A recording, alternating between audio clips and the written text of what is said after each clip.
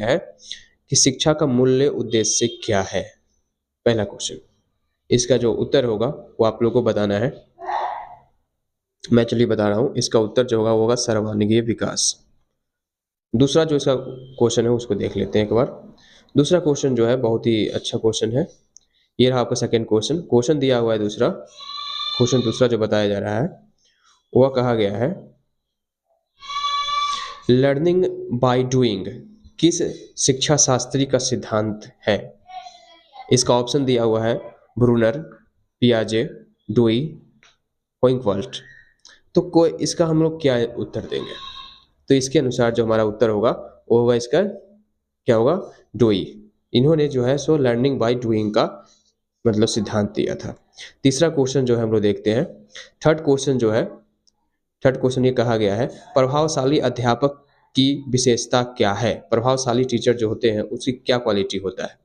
तो उन्होंने कठोर अनुशासन होते हैं उनके पास। ऑप्शन बी दिया है स्पष्ट उच्चारण और व्यवहार करते हैं, ज़्यादा गृह कार्य देते हैं और परीक्षा पर ध्यान देना। तो इनमें से जो सबसे सटीक उत्तर होगा वो होगा स्पष्ट उच्चारण और व्यवहार। इसका जो बी आंसर है वो सही होगा। अब आगे जो है हम लोग चौथा क्वेश्चन देखते हैं, fourth number question. Fourth number question क्या कहता है, शिक्षा मनोविज्ञान किसका अध्ययन करता है। ऑप्शन है आपके पास शिक्षकों का अध्ययन करता है, पाठ्यक्रम का अध्ययन करता है, विद्यार्थियों के व्यवहार का अध्ययन करता है कि विद्यालय का अध्ययन करता है। तो आपका जो ऑप्शन होना चाहिए वो क्या होना चाहिए, आपका ऑप्शन होना चाहिए इसका सी। सी सही होगा इसका, विद्यार्थियों के व्यवहार का अध्ययन करता है मनोविज्ञान के जो टीचर होते हैं वो। ठीक है, चलिए आगे देखते हैं हम लोग। अगला है पांचवा क्वेश्चन, देखते हैं शिक्षा का समाज पर क्या प्रभाव होता है। आपके पास ऑप्शन दिए हुए हैं चार, इसमें से पहला ऑप्शन है आर्थिक विकास, दूसरा है सामाजिक परिवर्तन, तीसरा है जनसंख्या वृद्धि और चौथा इनमें से सभी। तो आप क्या मारिएगा। तो सबसे पहली बात है शिक्षा का समाज पर क्या प्रभाव पड़ता है। तो क्या प्रभाव पड़ता है, तो ये जो है शिक्षा समाज पर सामाजिक परिवर्तन लाने काम करता है। ऑप्शन बी जो है इसका सही उत्तर हो जाएगा। अब हम लोग देखते हैं क्वेश्चन नंबर आगे, आपका क्वेश्चन नंबर 6 देखते हैं। क्वेश्चन नंबर 6 रहा ये आपके सामने। यहाँ पे कहा गया है, क्या कहा गया है, रचनात्मकता को बढ़ाने के लिए अध्यापक को चाहिए, क्या चाहिए अध्यापक को। रचनात्मकता को बढ़ाने के लिए अध्यापक को दबाव देना चाहिए, या मौन रहना चाहिए, या प्रोत्साहन देना चाहिए, या पाठ्यक्रम से चिपके रहना चाहिए, क्या करना चाहिए। आप अगर चाहते हैं बच्चों में कुछ क्वालिटी जनरेट हो पाए, रचनात्मकता बच्चे में आ पाए, तो उसके लिए आप उसको प्रोत्साहित कीजिए, उसको मोटिवेट करने की आवश्यकता है। ठीक है, चलिए अगला क्वेश्चन देखते हैं हम लोग। क्वेश्चन नंबर 7 देखते हैं, समावेशी शिक्षा का उद्देश्य है। समावेशी शिक्षा का उद्देश्य है, क्या उद्देश्य ये जानना है हम लोग को। पहला क्वेश्चन का जो उत्तर है वो इसमें दिया हुआ है अलग अलग स्कूल बनाना, दूसरा है केवल सामान्य छात्रों को पढ़ाना, तीसरा ऑप्शन है विशेष आवश्यकताओं वाले छात्रों को साथ पढ़ाना, और चौथा ऑप्शन दिया है केवल प्रतियोगिता कराना। तो इसका जो ऑप्शन का जो उत्तर ये जो होगा सी, इसका ऑप्शन सही है। सी इसका आंसर सही होगा, विशेष आवश्यकताओं वाले छात्रों को साथ पढ़ाना। आगे हम लोग देखते हैं शिक्षक के लिए सबसे महत्वपूर्ण गुण क्या है। अगर आप टीचर है तो आपका सबसे बेस्ट क्वालिटी आप में क्या होना चाहिए। तो कठोरता होना चाहिए, धैर्यता होना चाहिए, सुंदर लेखनी होनी चाहिए, या वेतन होना चाहिए, क्या होना चाहिए बेस्ट। तो आप में धैर्य होना चाहिए, अगर आप में धैर्यता है तो आप बेस्ट टीचर है। ठीक है, चलिए आगे चलते हैं हम लोग। अगला जो है यहाँ पे, अगला है कक्षा में अनुशासन बनाए रखने का सबसे अच्छा तरीका है, क्या तरीका है। टीचर कैसे जो है कक्षा में जो है बच्चे के बीच में अनुशासन बनाए रखेंगे। तो उनको पीटेंगे मतलब सजा देंगे, डांटेंगे, सक्रिय सहानुभूतिता की बात करेंगे, या शिकायत करना शुरू कर देंगे। तो इसके लिए होगा सक्रिय सहभागिता जो है इसका सही उत्तर होगा ठीक है। अगला जो आगे हम लोग देखते हैं, अगला क्वेश्चन है प्रभावशाली शिक्षक के लिए अध्यापक को चाहिए, क्या चाहिए। प्रभावशाली अगर आप टीचर बनना चाहते हो, बच्चे को चाहते हो कि एकदम बेहतर ढंग से समझाए, बच्चे खुश हो जाए पढ़ करके, तो उसको लोग कैसे समझाए उसको। तो उसको समझाने के लिए हमारे पास ऑप्शन दिया हुआ है रटवाना, उदाहरण से समझाना, नोट्स बंटवाना, और केवल किताब पढ़ाना। इनमें से कौन सा ऑप्शन सही होगा। तो ऑप्शन बी सही होगा इसका, उदाहरणों से समझाना। ठीक है, अब आगे देखते हैं क्वेश्चन नंबर 11 पे आते हैं। क्वेश्चन नंबर 11 जो है हमें दिया हुआ है यहाँ पे, इन CF 2005 के अनुसार शिक्षा का केंद्र कौन है? इसका ऑप्शन दिया है शिक्षक है, पाठ्य पुस्तक है, अगला जो ऑप्शन है इसका विद्यार्थी है, और उसके बाद है विद्यालय। तो याद रखिएगा कोई भी टीचिंग मेथड जब होता है उसमें विद्यार्थी जो होता है वो केंद्र पे होता है। ठीक है, चलिए आगे समझते हैं।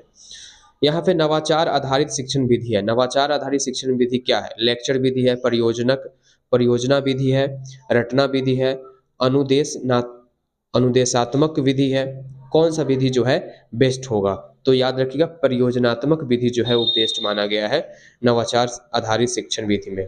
ठीक है, अगला क्वेश्चन जो है, शिक्षक का मुख्य कार्य क्या है? टीचर का क्या काम होता है? शिक्षक का मुख्य कार्य है, इसमें से ऑप्शन दिया है विद्यार्थियों को पढ़ाना, अनुशासन बनाए रखना, मूल्य आधारित शिक्षा देना, परीक्षा लेना। देखिए हर सब काम तो टीचर को करना ही पड़ेगा, लेकिन सबसे जो इसमें बेस्ट है वो है मूल्य आधारित शिक्षा देना। मूल्य आधारित शिक्षा देना जो आपके लाइफ के लिए जरूरी है वो पढ़ना चाहिए। ठीक है, अगला देखते हैं। अगला जो क्वेश्चन है उसका उत्तर देखते हैं। अगला क्वेश्चन है बाल केंद्रित शिक्षा का क्या अर्थ है? ऑप्शन ए दिया है बच्चों को हर जगह हर चीज सिखाना। दूसरा ऑप्शन है बच्चों की आवश्यकताओं के अनुसार शिक्षा देना। ऑप्शन सी जो है शिक्षा बच्चों को स्वतंत्र छोड़ देना।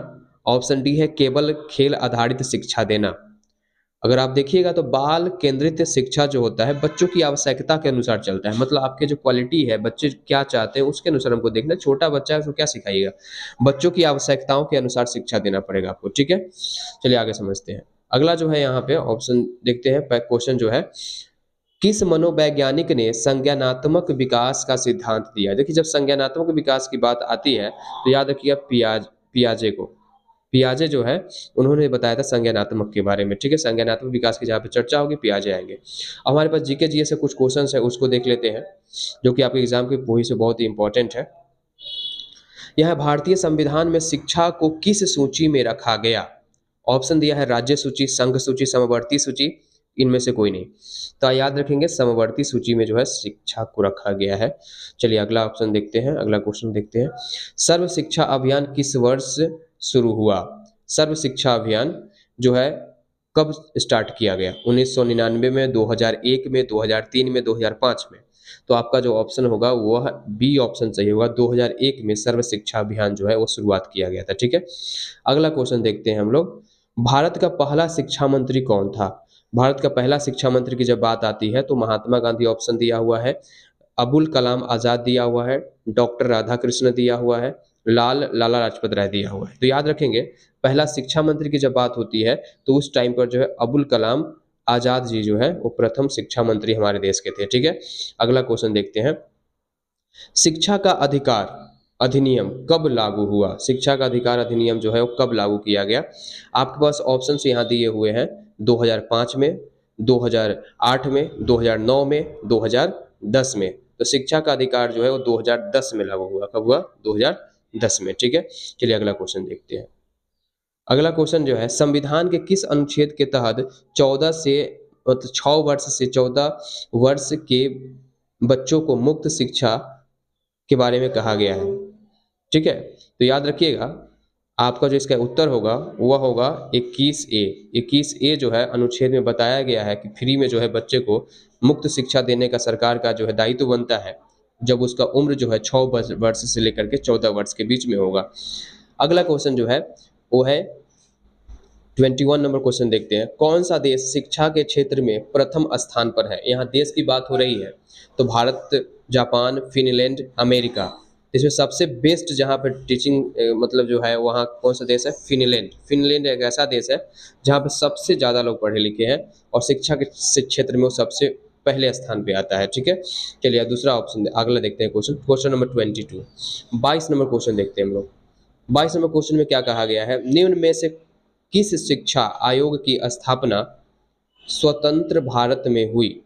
ठीक है, यहाँ पर बहुत सारे हैं तो वहाँ पे वुड्स आयोग, हंटर आयोग, कोठारी आयोग, सेंट्रल आयोग। तो याद रखिएगा कोठारी आयोग जो है यह जो है स्वतंत्रता के मतलब स्वतंत्र भारत में हुआ था। ठीक है, चलिए अगला क्वेश्चन देखते हैं। यहाँ पे जो है अगला क्वेश्चन जो दिया हुआ है वह है कोठारी आयोग की सिफारिश पर किस बोर्ड की स्थापना हुई?